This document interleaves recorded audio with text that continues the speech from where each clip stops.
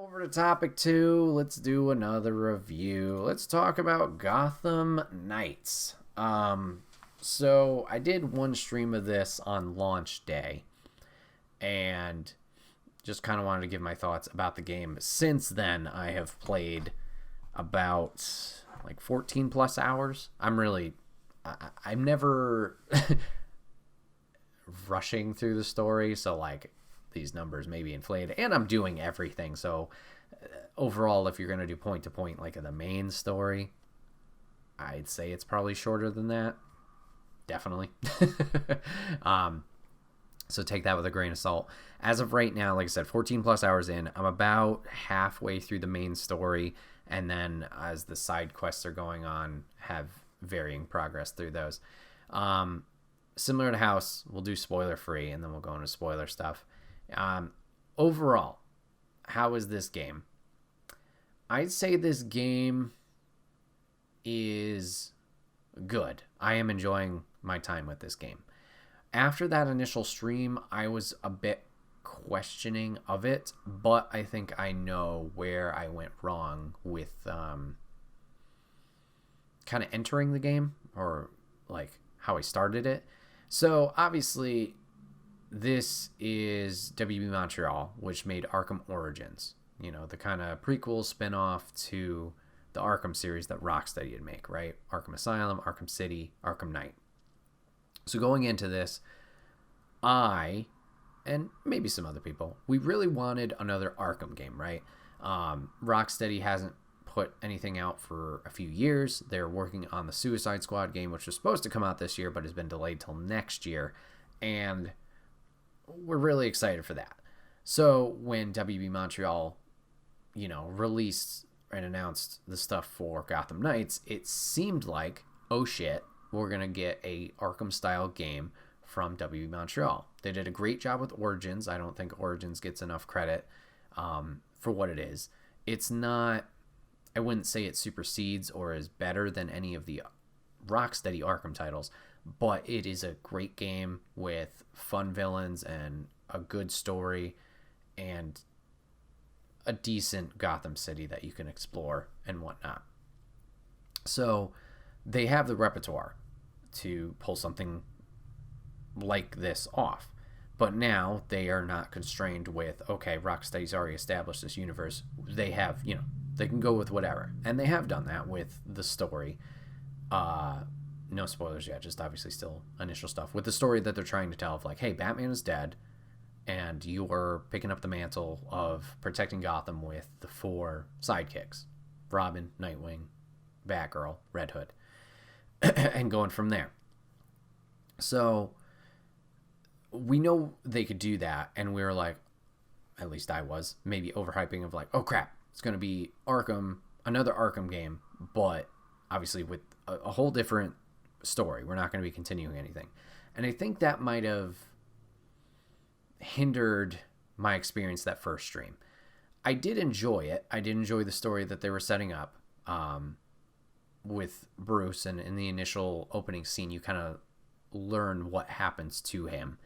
And then, once again, picking up the mantle with these 4 sidekicks. I did enjoy that aspect of it. There were different aspects of it that I didn't click with right away. So, for example, the combat, and the big thing was the movement around the city. I didn't connect with these two things immediately, and I thought they were kind of boring. So after that first stream, I didn't feel super excited to jump into it immediately. I did want to give it more time because, well, duh, I paid for it, but also like just to give it a fair shake and not harken my whole experience off of a 3 or 4 hour session. So I did want to play more of it, but I just didn't have time initially after. So it did end up being a few days later that I picked this game back up, and I think that is when things really started to click for me. Obviously, there were still those criticisms of the mobility and the combat, but something that made those things better was investing more time into it and kind of paying attention to what makes you more effective in those realms. So, for example, the combat stuff. It's not Arkham combat to the fullest, but it has aspects of it. And while it may seem simple, you have the 2 attack buttons, your square, your punch and stuff, and then your ranged attack, your triangle, or your X and Y if you're playing on Xbox. While you have those, instead of just mashing it and just square, square, square, square, square, or X, X, X, whatever, if you time it when your character strikes, your strikes will be more effective and they can land criticals. So learning about this and trying to chain combos together with either that or the ranged weapons and the different enemy variety, like, oh, this enemy I have to hit a ranged attack if I'm going to even strike on them to create this opening. Or you have the heavy guards where you need to open with a heavy strike to kind of get their defenses down and then go in. And then building on to like other Arkham mechanics with like stealth takedowns or like the ambush takedowns to jump into there quick but get somebody out of the way. Learning more about those mechanics, it became more fun to do. Now, spread across the 4 different characters, I will say for the most part, they are very similar. Obviously, they each do have their slight variety. Robin is going to focus on using... Oh, crap, what does he use for his bow staff? Nightwing's going to focus on the Eskrima sticks. Batgirl has I think it's called Tonfa. It's like you grip it and then the stick is along your arm. But also I think it kind of turns into nunchucks, or she has nunchucks. And then Red Hood obviously has his guns. So besides those slight weapon changes, you're not really going to do too much differently from character to character. I will say some characters do benefit a little bit better from the range mechanic. For example, Red Hood is fantastic. He has guns, very simple, pew pew pew. Batgirl using batarangs as her range kind of sucks. Along with Robin with like his bola things that he'll throw. Nightwing's okay with the darts. But for the hand-to-hand combat stuff, I will say most of them are the same. They do have some varying animations, so that's kind of cool to see, whether it's the stealth takedowns or just the finisher, the combos. So playing at each of them is fun, but I wouldn't say a character stands out above the rest of like, oh my god, I have to play as Batgirl because of X, Y, Z reason. They're all pretty much the same. Play who you want to play. They're all pretty fun. The mobility. So obviously in past Arkham games, minus Asylum because you were just stuck on the island, you are in Gotham City and you have this big open area to explore. So, well, how would you do it? If it was Arkham City, you would go around and glide with Batman after ziplining from point to point. If it was night, you would have the same ability, but then you would also have the I want to say Batwing, but that's the flying one. Batmobile, geez, the Batmobile at your disposal. If you wanted to, you could hop in the car and zoom there. I think Origins, you were just gliding as well. So go over to Gotham Knights, and you have 2 choices. You either have the Bat Cycle, which somehow we have one after Bruce does this thing. So we have the Bat Cycle at our disposal, and then we can also zip line from point to point. However, with these 4, 2 of them don't have capes, there is no gliding involved. So it is literally zip line, jump, zip line, jump, zip line, jump. Initially, hated it. I thought this was worst. And I won't say it fully redeemed itself. I do not think it is on the same level as the gliding and stuff like that. However, if you do get the hang of the timing, the grapple can get better. The thing that I will say is a detriment is every character is the same. I get from a developer standpoint why you would want to make everybody the same in a way, because then nobody feels like, Robin's a piece of shit, he's the worst character. It kind of keeps them all on this level playing field. However, it would have been nice to see a little bit of variety between each of the 4 characters to make them more unique and make them more exciting and stand out. So I don't know how you could do that with mobility. Like I said, 2 of the characters do have capes, 2 don't. So if you kind of gave Batgirl and Robin this glide mechanic as we had seen in, I think it was Arkham Knight. Yeah, Arkham Knight, you could play as each of them. where they could still swoop, they could still glide.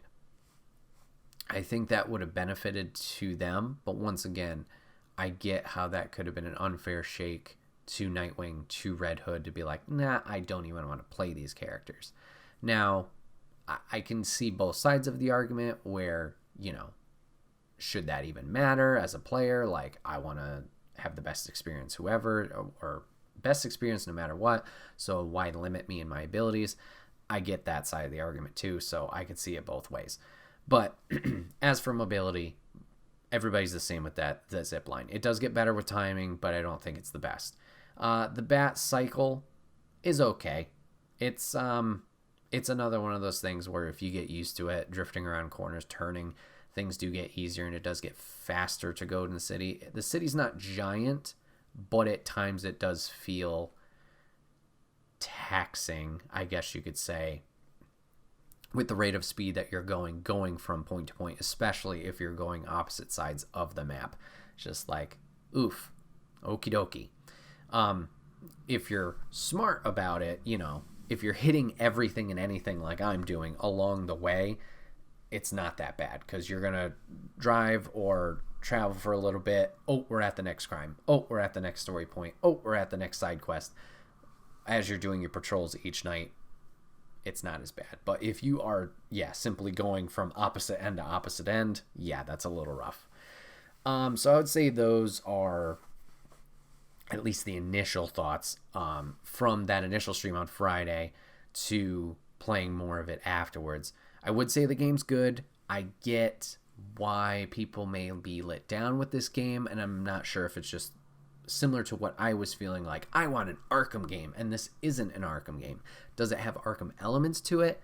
Absolutely, but this is WB Montreal's full and full. It's not, trying to replicate something that someone else made. This is their vision or their project from the up and up. While it takes, obviously, inspirations from the main Arkham series, it's its own entity, and I don't know, once again, if people were just, those expectations were in the wrong space or whatever. But I do think it's good overall. And as I'll get into more spoilers soon, I think from the story beats, there are positives that can come out of this. Do I think this will be Game of the Year contender? No, but I do think this is a good experience overall if you are a Batman fan and a comic book fan. I think that's fun. So let's get into spoilers. Okay, there's your clear. So, main story, like I said, I'm about halfway through. And then there are the side quests. So let's talk about the main story to start. So the main story, as we saw in the trailers, is going to focus on the Court of Owls. Now, personally, I don't know much about the Court of Owls. I've heard that initial story, graphic novel, whatever, is fantastic, so I do want to give it a shot at some point. But if you don't know what the Court of Owls is, it's essentially the higher ups and the wealthy in Gotham that have been like pulling strings behind the scenes for years and years and years and years to kind of essentially run the city in their own way. So they're this higher up power of the rich and wealthy, and they are trying to, what I've now learned, essentially recreate the Lazarus Pit, which, if you know, is from the League of Shadows, Talia al Ghul, Ra's al Ghul, as we see in the beginning of the story. They're trying to create their own version of it from mining different materials in Gotham and their undergrounds. As the heroes, will learn through Talia that this is, while it has similar effects, it is not as good as the Lazarus Pit. This will provide strength and vitality, but it kind of zonks all free will and eliminates it. So some of the villains that you will deal with in the Court of Owls, called Talons, are essentially like mindless zombies that are very tough to beat. And you'll deal with them. So the rest of the Court of Owls is trying to obviously make this better for themselves. So the story right now has culminated into stopping them. All right. along the way, you're going to kind of deal with other things, some and different characters, which will kind of lead into the side quests. Penguin is involved into the Court of Owls case. He's kind of reformed, but also kind of not. But he's essentially your middleman between the court to kind of get information about them, because he seems to be their fall guy. If something goes wrong, he is the one that's going away and being sent to jail, while the rest gets kind of away with things scot-free. So for the main story, I am enjoying it so far, and I'm enjoying the story beats as they go. I'm excited to see where this goes and plays out. But on the other side of the coin, the side stories. So there are, I would say, 3 main side quests, and they are broken down into 4 parts based on the trophies alone. Each main part, you get a trophy at the end of it, and there's like this in-between where there's challenges, which are things and crimes you need to solve or, stop to progress the story. So side quests are going to focus on 3 characters: Harley Quinn, Mr. Freeze, and Clayface. All villains who have been revealed in one of the trailers. So these side stories are, I'd say they're okay at best. Now, granted, I haven't finished any of them. I am the farthest in Mr. Freeze, with Harley close behind, and then I just started the Clayface one, so maybe his will be good. I don't know. They're okay. The reason I'll say they're okay is they feel totally separate from the world and what's going on. It doesn't feel like they're really big players into what's going on. Like Arkham City did a great job of balancing, okay, the Joker stuff, but also Hugo Strange's stuff is going on, and you got the League of Shadows stuff going on, and it was like all interwoven into each other. While this feels like the Court of Owls stuff is going on, and that's important, but then on a totally separate chapter, Mr. Freeze is doing his things, trying to, freeze everything to save his wife or whatever his shtick is. So my biggest example of this, and once again, spoilers, duh. On the 3rd sequence of Mr. Freeze, he has stolen resources and cryo stuff to make things colder, because eventually he's trying to find a cure to save his wife. That's his whole gimmick. And he is essentially causing this giant winter storm on Gotham. And you're not like traveling to this point to go stop Mr. Freeze. It's literally like, okay, I'm ready for the next section after I did the little challenges prior and stop those crimes. And they teleport you to this set piece. And the set piece was essentially this big building in Gotham, and there's this giant icicle, and it's all frozen, and apparently everything's cold AF in Gotham. You go up there, you lay the smackdown on some, I'm going to keep saying that phrase, I don't know why. You beat the shit out of some guards, you do the boss fight with Freeze, you end up saving the city after doing like this fail safe for this device that's going to go wrong, and then it's going to lead into this last part, which I'm on. And it's just kind of like you do it, and it's done. You don't see the city in the peril of this thing going on. You don't see, it doesn't affect anything else that's going on in the Court of Owls storyline, or maybe some smaller crimes that are happening. It's just literally this big set piece. Everything's fucked. You solve it, and then everything's fine. It just feels so separated from everything that it's like, okay. I mean, it's not bad. It's just off. And granted, other Arkham games, I'm going to keep comparing them to them, because while it's not an Arkham game, this is just our quote closest equivalent to it because of, once again, the inspirations that were taken from it. Other Arkham games, like Arkham City and Arkham Knight, you had these side stories where the characters didn't have anything to do with the overarching plot. You have Zaz calling you on the phone, threatening different victims. You have, I think it was Mr. Pig with the PYG, who's, taking people's faces and like reforming them and making them beautiful. You had these different side pieces that had nothing to do with the main story, but what I liked about them is they felt fleshed out and they felt part of the world. Now, what I mean by that is in this, the different crimes that you need to solve are fun because it's just, oh my God, there's crime happening around the city. You could zoom around anywhere and then like, oh, things are happening. It feels organic and alive in that sense. But when you get to the missions themselves on Freeze's storyline or Harley's storyline, those elements feel separate from the city. I didn't have to drive somewhere, then I get to open this door, go in this building in the city. It's like, nope, we're just going to rip you from this and throw you in here. It doesn't feel connected. While in City and Night, it was literally, okay, you obviously do the build-up points to get to the boss, but then it was like, okay, we found out he's in this building, and then you got to go in that building, and you may have to solve some things to get further in and towards the boss, and then you have this altercation, and then you can exit and leave, and that, like, it's solved.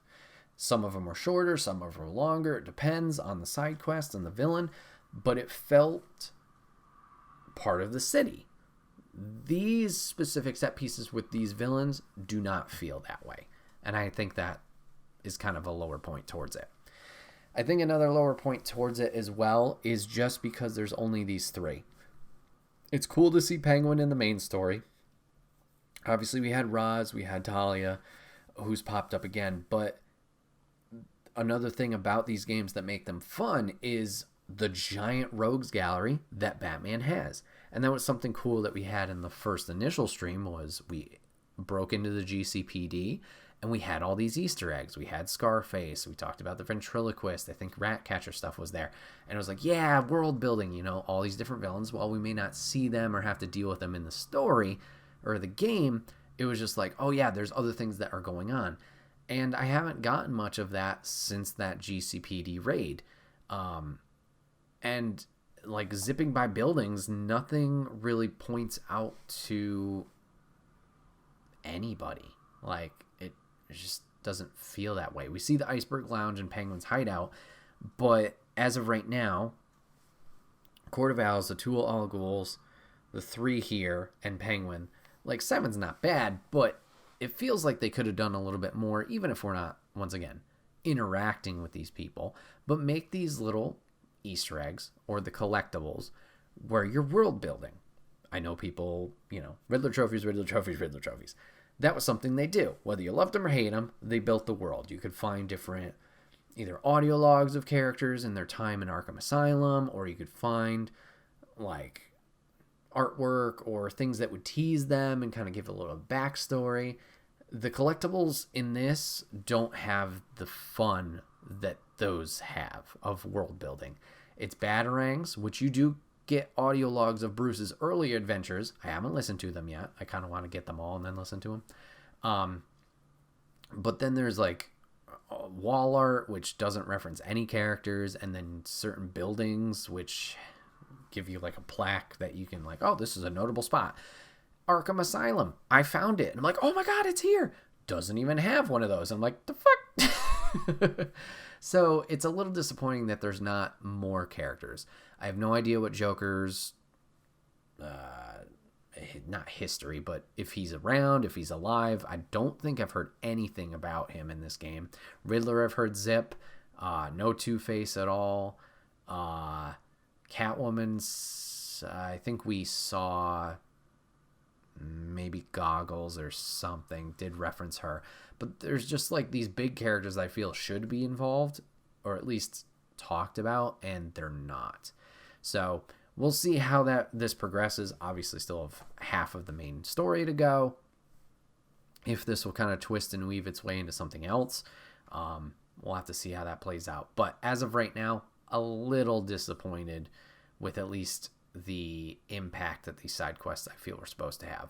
There's also other smaller challenges. Once again, with the crimes, like the mobs always got something going on. The freaks, which is like Harley and Joker's apparent thing. There's this thing called the Watch, which are like allies of Batman, but they're not super powered people at all. It's just regular citizens who want to make Gotham better. I haven't done much of their stuff, but I just discovered them, so I'm not sure what that will entail. I don't know. It's a mixed bag. I am having fun with the game. I am enjoying it, and that's, I guess, essentially the most important thing. But there are some things here that, once again, I'm not sure if it's because the anticipation going in, that's my own fault. I just wish were better. And it makes me want to, which isn't a bad thing, it makes me want to play the other Arkham games again and just kind of run through those and relive those. So yeah, as I mentioned before, will this be Game of the Year candidate? I don't think so, but it is a good experience. I'm hoping for more from this team because what I have seen from this, it is good. Just maybe they can take what they have here that is good and build upon it. I haven't played any of the multiplayer, so I can't attest to that or give any opinion. I know everybody was crying because 30 frames per second, no 60 frames per second mode. I've had no issues. I am one of those people that doesn't really notice too much the frame difference, unless obviously it drops below 30, which I've only had that experience once, and it fixed itself very, very quick. Customization of the suits is cool. A little confusing on how it works initially, but it seems like if you craft a style, you then unlock the default one, the transmog one, or whatever you call it, based on the comic book line. And then if you equip that, then you can customize, if you equip the one you crafted, then you can customize from there. That's kind of neat. A small touch is whatever suit you customize for each of the individual heroes. Once they're on the main menu, they'll be wearing those 4 suits, so that's kind of neat. It's a small touch. The skill tree is fine. I haven't found anything that's like really interesting or cool. A lot of them are just kind of building up base stats. So higher chance of critical or higher chance of this, XYZ. So nothing really stands out there. There is I think it's knighthood is what they call it, the mastery level skills. So I'm curious to see if maybe that unlocks anything neat. But yeah, overall, I'd say it's fine. If you're a Batman fan, I recommend it. If you're not, I wouldn't say any gameplay here breaks the bank, so maybe not. But yeah, that's my thoughts on Gotham Knights so far. Well, everybody, this has been another episode of the Wait, What Are We Talking About podcast. I appreciate you guys hanging out with me today, giving this a watch, giving this a listen. My name is Bret, aka Enigma9011, and you can catch this podcast live over on twitch.tv/Enigma9011, usually every Sunday at 8 p.m. Eastern. Join the chat over there and join on the conversation with us. We'd love to have you. But if you can't catch it live, that's A-OK. Go over to YouTube and podcast services the very next week, where it's broken out topic by topic and put as one big video in MP3 for your amusement on the following Friday. Remember, guys, any support that you can throw our way, whether it's leaving a review, a comment, a rating, etc., etc. It may seem small, but it does go a long way in progress, whether making the show better or just getting this to more people's eyes and ears, stuff like that. So whatever you could do is appreciated. And we got merch on the merch store, so you can always go over there too if you want to support in that way. We'd love you for it. Last but not least, I didn't mention this at the beginning of the podcast, but Extra Life is coming up, guys. As of recording, or rather as of release, so this Friday, if you're listening to it right now as it drops, Jeff Reg is doing his Extra Life stream tomorrow, November 5th. He's going to be starting at 12 noon Central. Going to be playing through Mass Effect Andromeda, so please go support him over there. If you want to tune in for our Extra Life is going to be on November 26th, starting at 12 p.m. Eastern. For 24 hours, going to be playing some games over there, raising money for the Big Beautiful Kids, helping those guys out. A wide variety of games, a lot of party games, some games you guys will be able to get involved with as well as the audience. So hope to see you guys there. More information about that all on the social media platforms, so you can check that over there. Yeah, thank you. Once again, guys, thanks for watching, giving this a listen, and we will see you guys on the next one. Take care.